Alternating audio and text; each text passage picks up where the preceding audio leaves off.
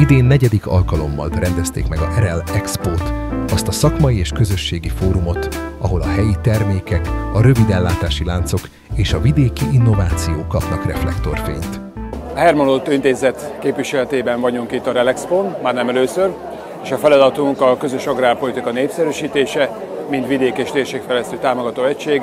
Nagyon fontos, hogy a magyarországi termelők, kistermék előállítók, állattenyésztők, kertészek a megfelelő forrásokhoz tudjanak jutni, ezért vagyunk azon, hogy az összes vármegyében segítsük őket tanácsadással, illetve különböző rendezvények szervezésével, eljusson az információ, eljusson a forrás, annak érdekében, hogy sikeresek legyenek. A rendezvény Jakab-szálláson csaknem 1000 négyzetméteren 118 kiállító részvételével nyitotta meg kapuit, és ismét bizonyította. Ez a térség egyik legmeghatározóbb agrár- és vidékfejlesztési találkozópontja. Az Expó több, mint kiállítás.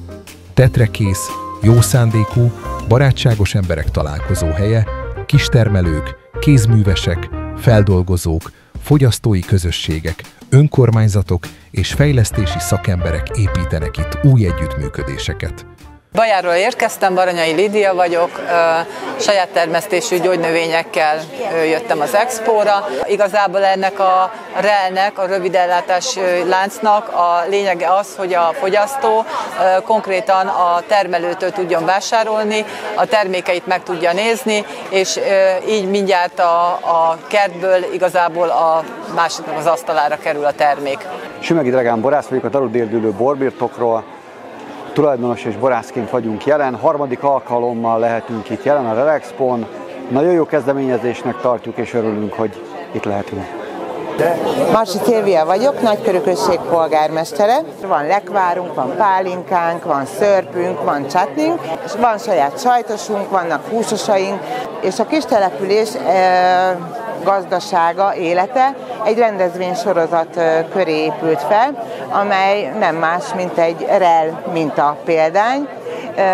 Minden hónapban van egy piacunk, ami tematikusan valami köré épül, valamikor a cseresznye köré, valamikor a sajt köré, és mindig kulturális programokkal, mindig szervezett dolgokkal várjuk a hozzánk érkezőket, illetve nagyon finom, minőségi helyi termékekkel. Nemesnádodalról jöttem, a Bertilla borvilla tulajdonosaként, bort állítunk elő, illetve a helyi turizmusnak a föllendítésén dolgozunk. Én úgy gondolom, hogy rengeteg termék, rengeteg technológia. Én úgy gondolom, hogy egy jó kis cserebere, mindenki látja a társat, látja, hogy na, én tudném meg ezt használni az én projektembe. Úgy gondolom, ezért fontos ez az összejövetel itt. A Kecskeméti Szatszoló Egyesület vagyunk, Kecskemétről érkeztünk. Az első csapatunkat 2001-ben kezdte meg a pályafutását. A tevékenységünk közé tartozik az igazából, hogy a termelőket összekötjük a vásárlókkal, ezáltal egy rövid ellátási lánc készül, amiért itt is megjelentünk. Környékben az 50 km-es körzetből keresünk meg a termelőinket, a vásárlók pedig számtalan helyről érkeznek. A pontos vásárlás úgy történik, hogy szerda éjfélig egy webáruházon keresztül kell megrendelni a termékeket, amit aztán pénteken a termelők behoznak az átrópontunkra, ahol délután átvetik a vásárlók a megrendelt termékeket, és ott fizetik ki. A szakmai egyeztetések, a baráti beszélgetések és a megosztott tapasztalatok teszik igazán élővé ezt a platformot. Az idei program fókusza továbbra is egyértelmű, a helyi termékek értéke, a rövid ellátási láncok fenntarthatósága és a vidéki közösségek megerősítése, nemzetközi jó gyakorlatok, határon túli kiállítók és szakmai kerekasztalok hoztak friss perspektívákat, megerősítve, hogy a REL Expó évről évre dinamikusan fejlődik, és egyre fontosabb szereplője a magyar vidéki innovációs ökoszisztémának.